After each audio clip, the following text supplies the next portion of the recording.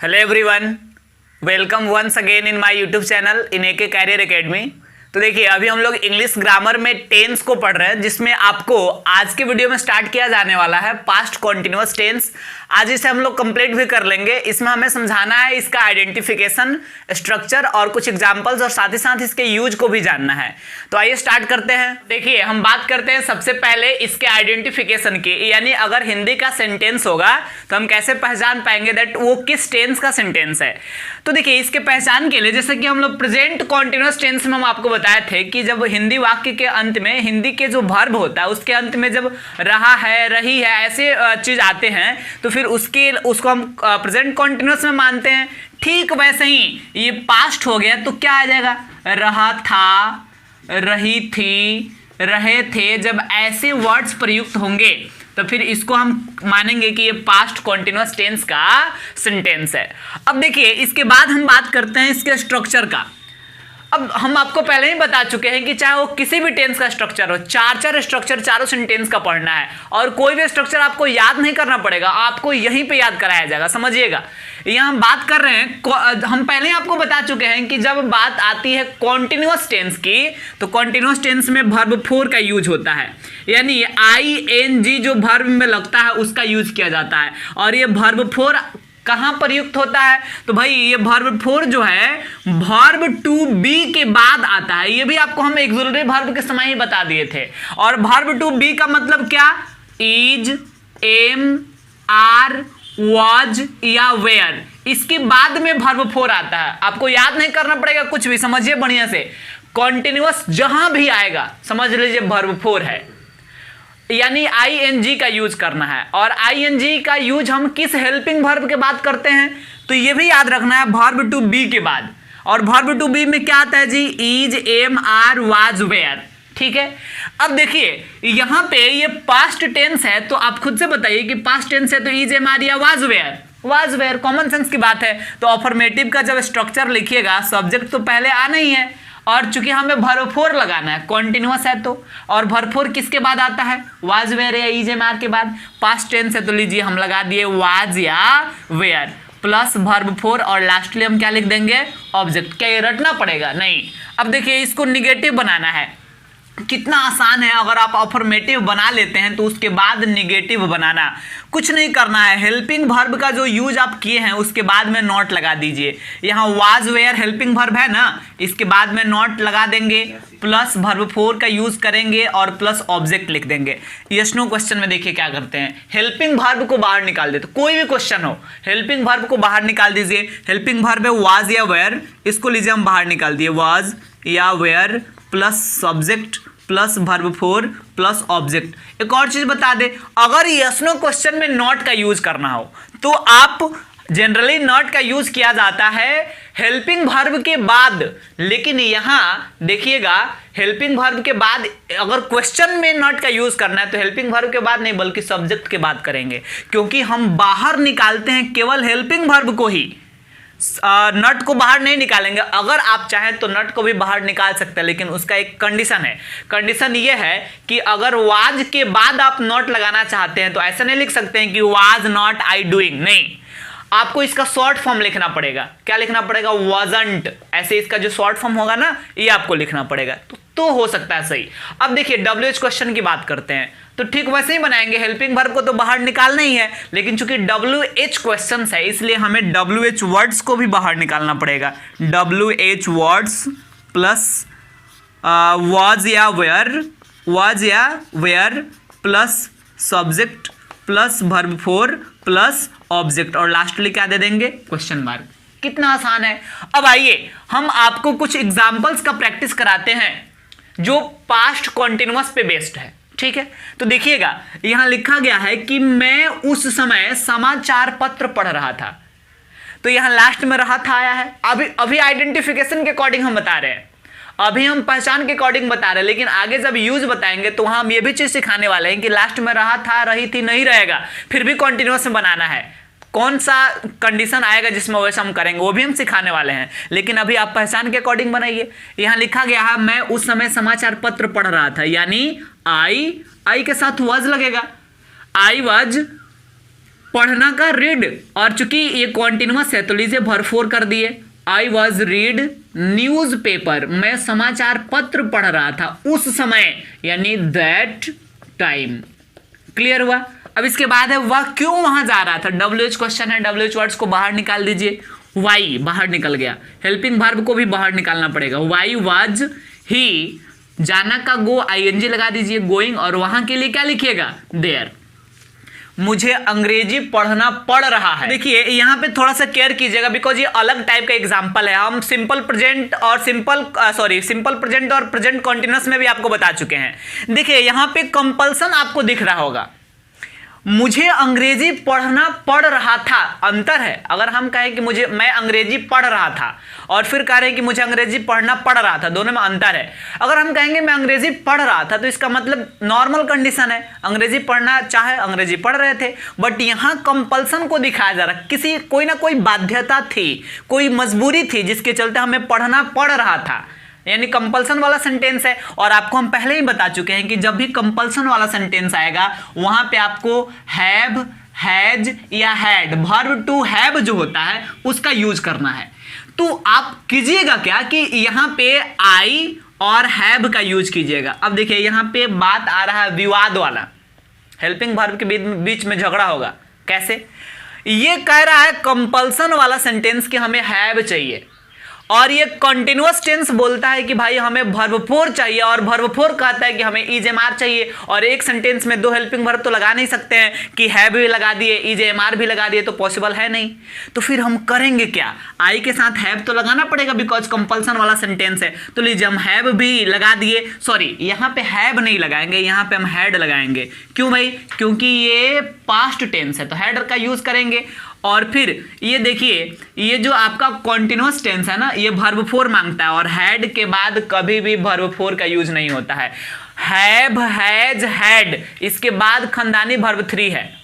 कभी भी कोई भी टेंस हो, हैज, हैव, हैड के बाद वर्ब थ्री ही आता है। लेकिन कॉन्टिन्यूअस टेंस है, ये कह रहा है कि हमको वर्ब फोर चाहिए। अब देखिए तो हम करेंगे क्या कि हैड के बाद हम यूज करेंगे अलग से एक वर्ड, ये क्या है? बीइंग। बीइंग का यूज कर दिए तो ये वर्ब फोर का काम कर दिया, बिकॉज ये कॉन्टिन्यूअस टेंस है तो वर्ब फोर की आवश्यकता थी, वर्ब फोर दे दिए।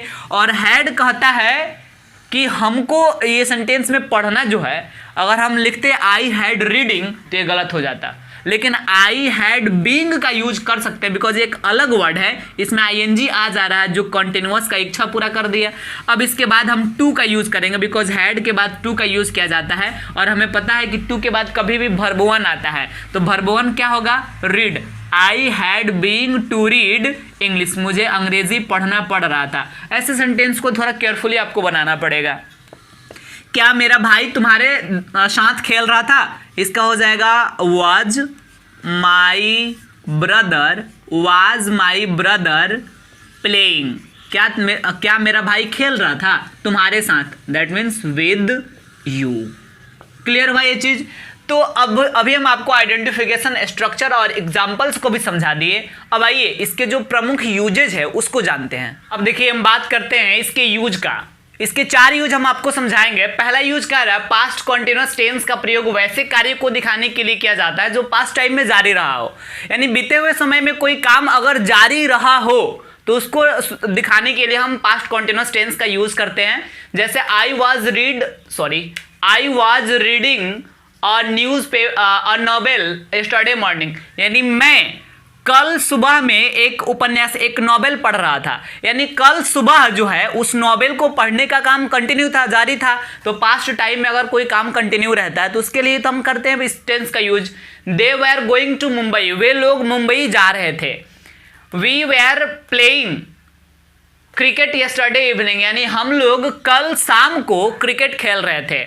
तो ऐसे सेंटेंसेज में जिससे यह पता चले कि पास्ट टाइम में कोई काम कंटिन्यू रहा हो, उसके लिए हम पास्ट कॉन्टिन्यूअस का यूज करते हैं।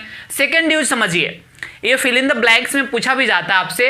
इनडायरेक्ट स्पीच में प्रेजेंट कॉन्टिन्यूअस टेंस के स्थान पर पास्ट कॉन्टिन्यूअस टेंस का यूज किया जाता है। हम नरेशन में इसको विस्तार पूर्वक आपको बताएंगे, लेकिन अभी आपको बस इतना समझना है कि जब हम डायरेक्ट स्पीच से इनडायरेक्ट स्पीच बना रहे होते हैं तब हम करते क्या है कि प्रेजेंट कॉन्टिन्यूअस के स्थान पे पास्ट कॉन्टिन्यूअस का यूज कर देते हैं। जैसे Veena said I am going to Patna, मैं पटना जा रहा हूँ, तो आई जो है ये फर्स्ट पर्सन है, ये वीना के अकॉर्डिंग जो है सी में बदल जाएगा, बिकॉज वीना लड़की है तो सी लिखेंगे, और आई एम गोइंग है लेकिन यहाँ पास्ट कॉन्टिन्यूअस में यूज करना है तो क्या हो जाएगा, सी वॉज गोइंग टू पटना।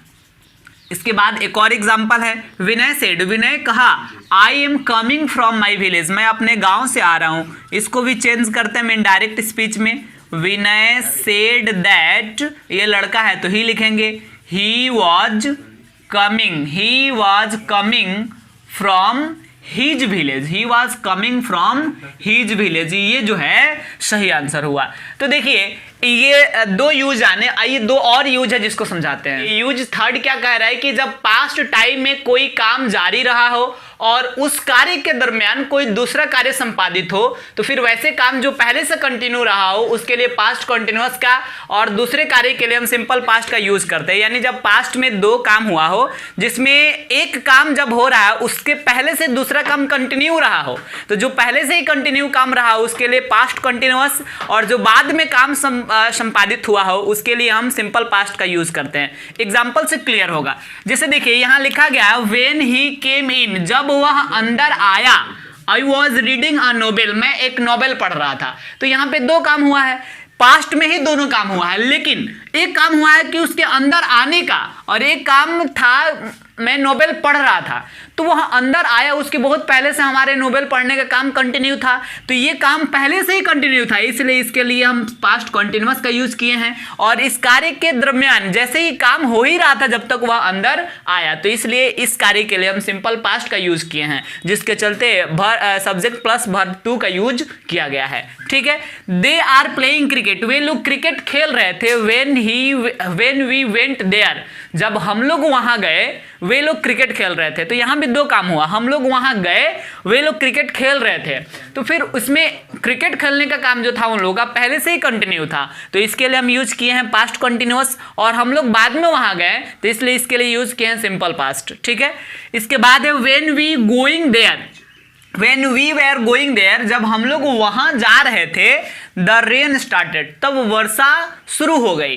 तो देखिए हम लोग जा रहे थे, जाने का काम कंटिन्यू हो गया था तब वर्षा हुई, तो इसलिए ये पहले से ही शुरू हो गया था काम जाने वाला, इसलिए इसको हम बनाए हैं प्रेजेंट पास्ट कॉन्टिन्यूअस में, और ये बाद में इस कार्य के दरमियान ये घटित हुआ, तो इसलिए इसके लिए हम सिंपल पास्ट का यूज किए हैं। अब देखिए एक लास्ट यूज है जो आपको समझना है, और ये सबसे ज्यादा इंपॉर्टेंट है इसमें, और यहाँ पे काफी गलती जो है स्टूडेंट्स के द्वारा किया जाता है, इसलिए आप इसको काफी केयरफुली इसको आप समझने की कोशिश करेंगे। तो देखिए हम जब वीडियो बनाए थे प्रेजेंट कॉन्टिन्यूअस टेंस का, वहां पे हम आपको एक चीज बताए थे कि कुछ ऐसे वर्ब्स होते हैं जिस वर्ब्स का यूज कॉन्टिन्यूअस टेंस में नहीं किया जाता है। बहुत सारे ऐसे वर्ब्स हैं जिसका यूज हम कॉन्टिन्यूअस टेंस में नहीं करते हैं, यानी बहुत सारे ऐसे वर्ब्स हैं जिसमें हम आईएनजी का प्रयोग नहीं करते हैं, जिसका बिफोर फॉर्म लिखना गलत होता है,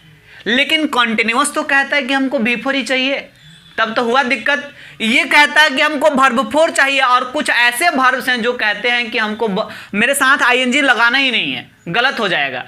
तो फिर होगा क्या, जब ऐसे वर्ब का प्रयोग पास्ट कॉन्टिन्यूअस टेंस में किया गया हो तो फिर हम वहां पे क्या करेंगे कि उसको ट्रांसलेट करते समय हम उसको सिंपल पास्ट में ट्रांसलेट करेंगे, क्योंकि उस वर्ब के साथ आईएनजी लगेगा ही नहीं। और कौन कौन से वर्ब्स हैं, बहुत सारे वर्ब्स हैं, उसको हम प्रेजेंट कॉन्टिन्यूअस टेंस वाले वीडियो में बता चुके हैं, इसलिए अभी हम नहीं बता रहे हैं। और अगर आप वो वीडियो नहीं देखें तो डिस्क्रिप्शन में हम उसका लिंक दे देंगे, वहां से आप देख सकते हैं। अब देखिए जैसे हम एग्जाम्पल से आपको समझाते हैं, यहां लिख दिए, यहां लिख रहे हैं हम सी वॉज लविंग मी। जैसे मान लीजिए कि आपको इंग्लिश में हिंदी में कहा गया है कि वह मुझसे प्यार कर रही थी, ऐसे कहा गया है, वह मुझसे प्यार कर रही थी। तो अगर सेंटेंस के अकॉर्डिंग बनाएंगे तो क्या होगा, सी वॉज लविंग मी, वह मुझसे प्यार कर रही थी। लेकिन ये गलत है, आप कभी लविंग सुने हैं कहीं? बिकॉज ये एक ऐसा वर्ब है जिसके साथ आईएनजी लगता ही नहीं है, तो फिर आईएनजी लगाएंगे तो गलत होगा। तो फिर इसको हम किस में बनाएंगे, इसको हम बना देंगे सिंपल पास्ट में। क्या लिख देंगे, सी लव्ड मी, वह मुझसे प्यार की, बस इतना ही। तो ये जो है सही है। तो हम अभी बताएं कि ऐसे वर्ब्स जिसमें आईएनजी नहीं लगता है वो अगर कंटिन्यूअस टेंस में आ रहा है तो उसको हम सिंपल पास्ट में ट्रांसलेट करेंगे। ठीक है, एक और एग्जांपल लिखते हैं। मैं उसे 2 वर्ष